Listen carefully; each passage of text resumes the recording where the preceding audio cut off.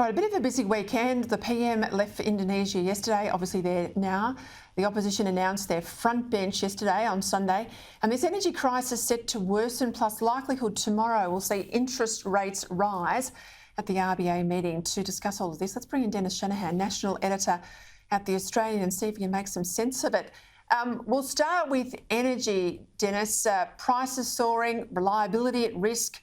We know we've got issues right across the country with gas supply. Actually, we've got plenty of gas in the ground and plenty of gas being exported overseas. Not enough gas used domestically.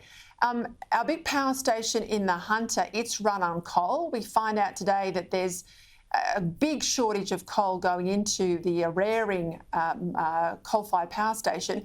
But of course, it's right in an area where we've got a lot of coal mines, which shows how absurd all of this has become. What do you think is the focus of the government in resolving this issue? Well, I think that politically the government has been trying to blame the previous government, suggesting that it was a lack of action on renewables over the last decade, and they've suggested that, you know, if this had just been done quicker, we wouldn't be in the position we're in. Well, look, I think that there is a false narrative clearly there. There is no gas shortage in Australia. There is ample gas. There's not enough gas being dug out. There's not enough gas being looked for because of moratoriums by state governments and territory governments. There is no gas shortage, even because of the exports. There's plenty of gas around. What we are seeing at the moment is a shortage of coal-fired power, because what has happened over the years, we haven't had new coal-fired power stations to replace those that have been shut, and investment has failed, so that what we actually see is day in and day out, when a new crisis hits with lower temperatures, then those existing coal-fired power stations start to go offline. So what we have now is a shortage of coal-fired power, an inability to actually get enough gas into the system, and the fact that renewables are not providing the dispatchable, reliable energy that the Labor Party says it can. We are a long way from any sort of a solution to this crisis, and I think that the steps the government's considering aren't really going to make any difference in the short term, and what we're going to see are large price rises in electricity and gas, and that's going to drive inflation, and of course interest rates will go up as well. Well, given how cold it is, given that more and more Australians are working from home, so they're seeing the bills, they've got the heater on during the day, they're seeing the bills in a way they didn't when they were at work, the audacity to try and claim that more renewables, given renewables are how we got into this mess in the first place, more renewables are a better thing and more renewables would avoid all of this. If we're not talking about nuclear, Dennis, we haven't got a low emissions option that's going to fix things. And the government's not going to get away, you tell me, but I don't think the government's going to get away with, you know, years of blaming the previous administration, because I think punters have had enough with cost of living issues. They want results now. They've elected a government based on promises.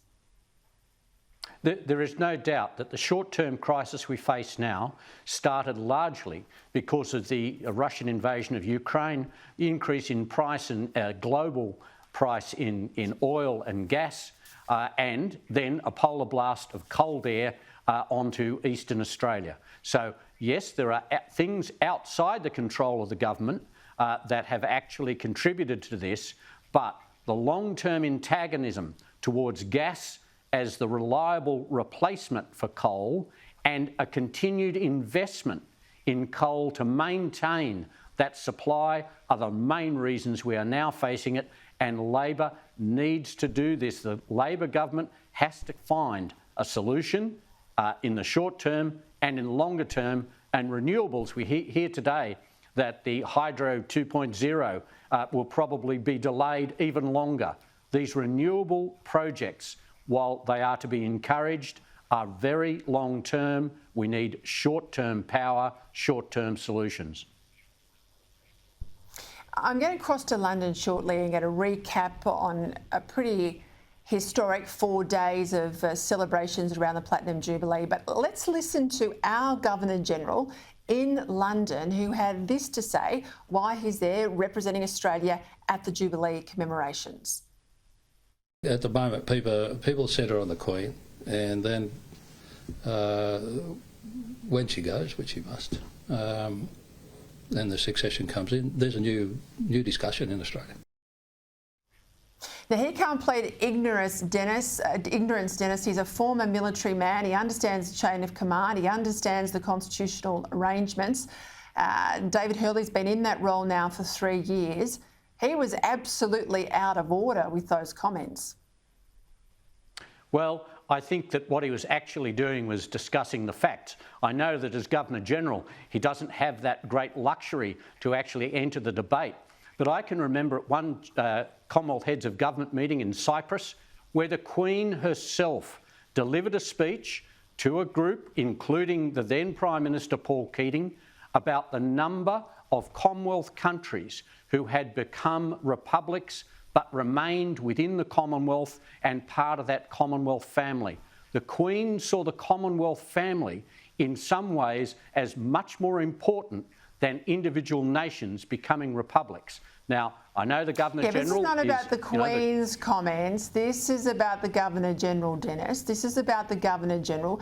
This wasn't commentary from the Queen, and it comes in the same week that the new government, has sworn in a Minister for the Republic. I mean, Labor play it very hard on these cultural totems, and I think those comments were out of order. Well, I'd have to disagree with you, Peter. I think that he's talking about facts. He's talking about how to manage what's going to happen. This is going to be a real issue for Australia. And I think also Anthony Albanese's made it clear that Republican Australia is not a priority for Labor. The referendum they see as a priority is the voice to Parliament. So I think you might be a bit hard there on the Governor-General. He is, in fact, talking about what we will face in the not too distant future. All right, I think you might be a bit generous if I'm a bit hard. We'll see where the audience draws the line. Dennis Shanahan, thank you as always.